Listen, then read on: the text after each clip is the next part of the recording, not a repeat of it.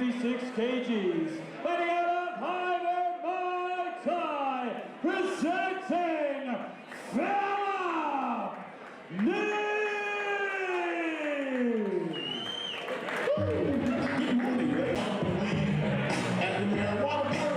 As opponent making his way to the ring, fighting out of the red corner, also weighing in under 56 kgs, fighting out of Charlestown, presenting Sean.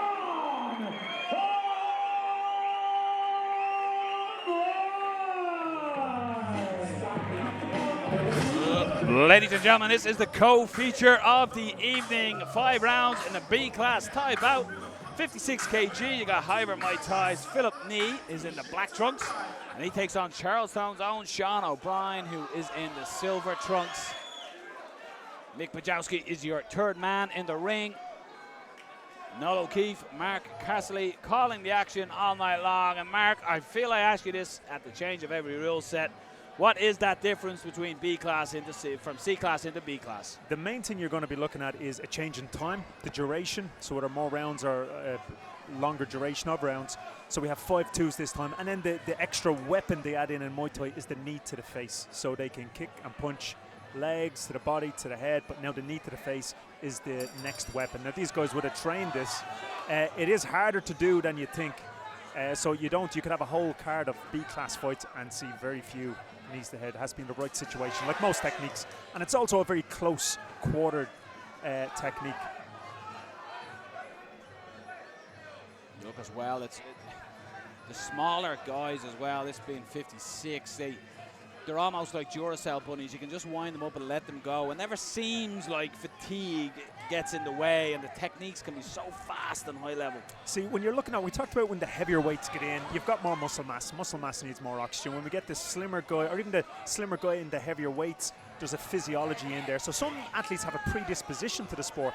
So what they'll call in sports science, they'll have more mitochondria. They're more predisposed for longer strength endurance type events. So this is where we see the archetypical sometimes style of Thai boxing is in the lower weights. Fast, repetitious kicks, highly agile, and they're entertaining.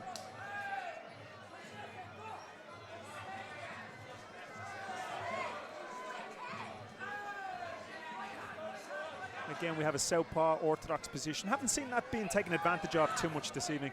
Obviously, the first thing you need to do, both sides can step. Orthodox stepping left, southpaw stepping right, going to the offside of the opponent. Using the teep well, O'Brien. Again, a jumping knee there, not too effective. Great for a highlight reel if you got it. It'd be fantastic, but at this stage of the game, a jumping knee with an opponent that's stepping back. If we see knee stepping back, O'Brien should try maybe set up that head or scissor knee.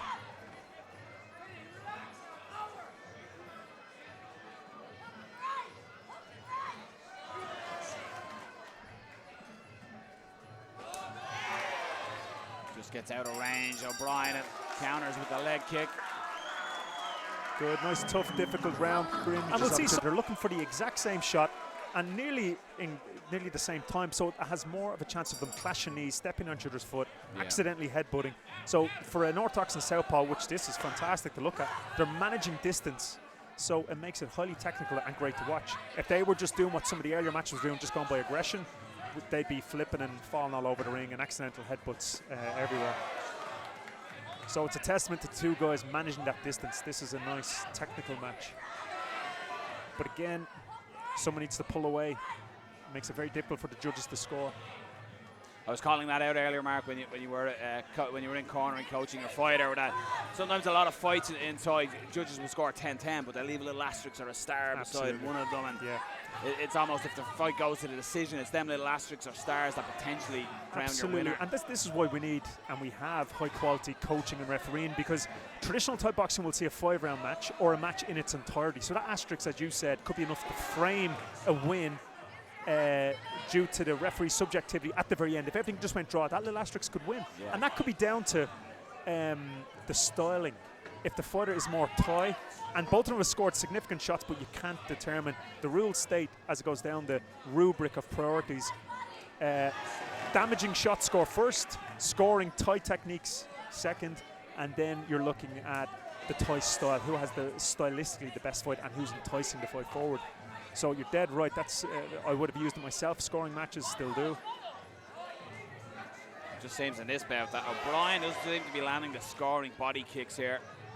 As much as it seems to be knee pushing forward, Sean O'Brien playing that dangerous game of counter and sitting back and again teeping to the body. And again, is that in scoring criteria? Are they looking at the more aggressive guy, or are the counter shots landing here by O'Brien? So the first thing goes back to the first thing.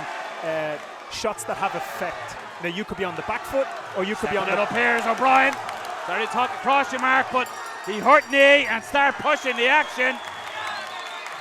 Big end to the second round there. Now that could be enough to sway. The last 5 seconds is a prime example of that asterisk turning into a 10-9 round. Young man Sean O'Brien, the confidence is starting to pour out of the young man. He's got to be, I'm sure he will be, he's got to be smart enough to control that as well. There's a little bit of blood coming out of the nose as well of Philip Knee. And again, Knee's a seasoned campaigner. I've seen him a few times in a few shows, and he always impresses. High energy. So whereas an amateur might feel that busted nose, might set them back, for pros, C to B class up, and nearly unfortunately comes hand in hand with the game. Lightning quick in the reactions is Sean O'Brien. I like the simplicity of O'Brien's game plan. Left leg low or left leg body, and he might change it up. Great checking and teeping, fantastic. This is what we need to see in an orthodox and southpaw match. And he's differentiating himself. It's the point of difference between himself and Knee. First time we've seen that, what we call a blind hook, his lead hook coming around, kind of into the periphery of Knee. He needs to use that a little bit more, set up the hook, and it could be a fantastic weapon that hasn't been used yet. Again, not a fan of them spin kicks. Both throwing them with each other, not making a fan of Mark Castley, but no, they great at hitting pads, but again, it's the setup. You either have to do it in the middle of a strike or set it up. He probably landed the best shot of the fight from there, that right hand.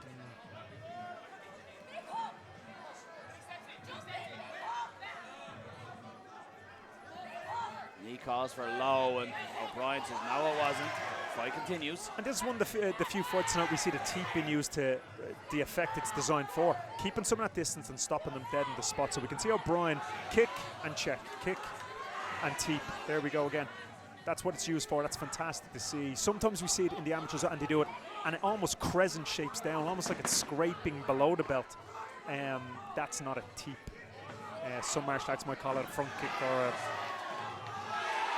poorly delivered push kick.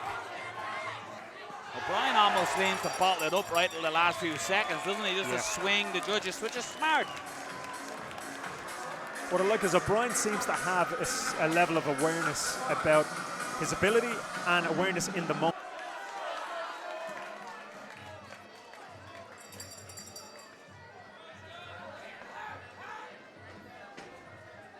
As that fight starts, I think O'Brien's corner would be making him aware, if he doesn't know already, that Philip Knee, there's a possibility he might be behind on the scorecards. He might come out with a little bit more energy. The other has to weather that storm.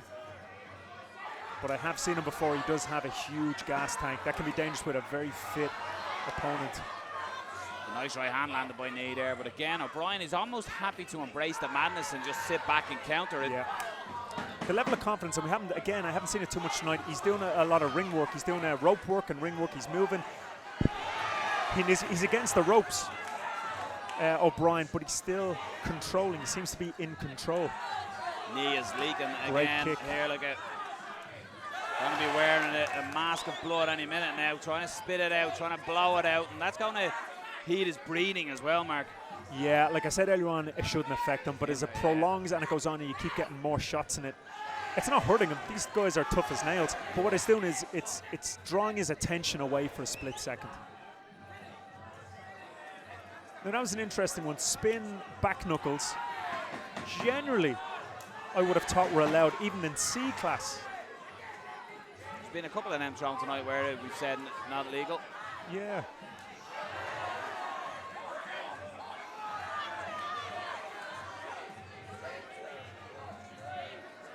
And there is, now we haven't seen it tonight, there's not too many B class, but there was a time, or you could throw, and maybe you still can. I need to double check, depends on the organisation, elbows to the body. So if someone's been really flashed, there's a nice stunning shot. Yeah.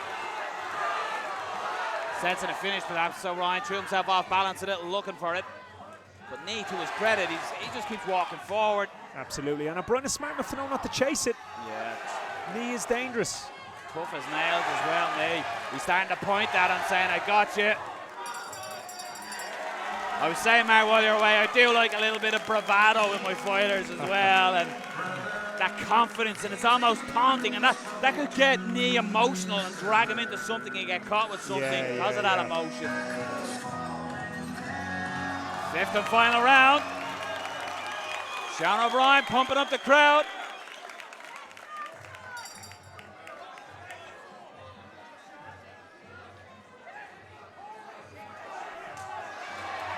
Good, nice kick and check by O'Brien.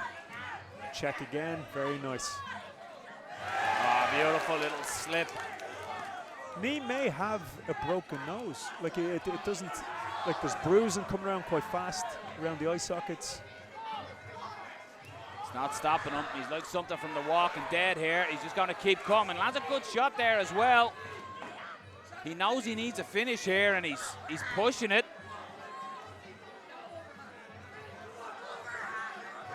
Big deep breath for Nito.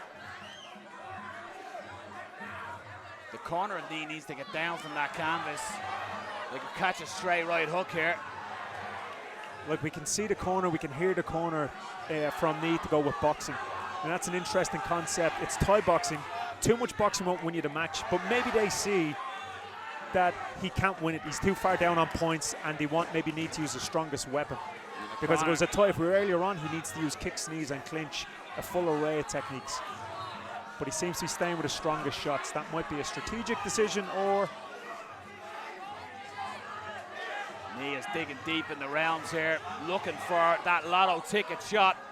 And that's it, that's all he needs to do. O'Brien just needs to stay on his feet, stay relaxed. There we go.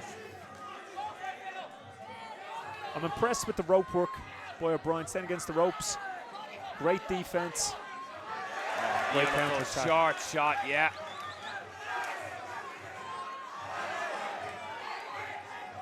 What a future this young man has ahead of him. I'm not too sure what age Sean O'Brien is, but I think I've got older t-shirts, Mark. Knee pushing it and pouring it on, though. Great finish. Credit to Philip Knee. He tried his hardest to keep pushing the action, but young Sean O'Brien, what a performance by the young man. Appreciation for both fighters. After 5 rounds of action, we go to your judges' scorecards. All 3 judges scored it the same. For your winner, by unanimous decision, fighting out of the red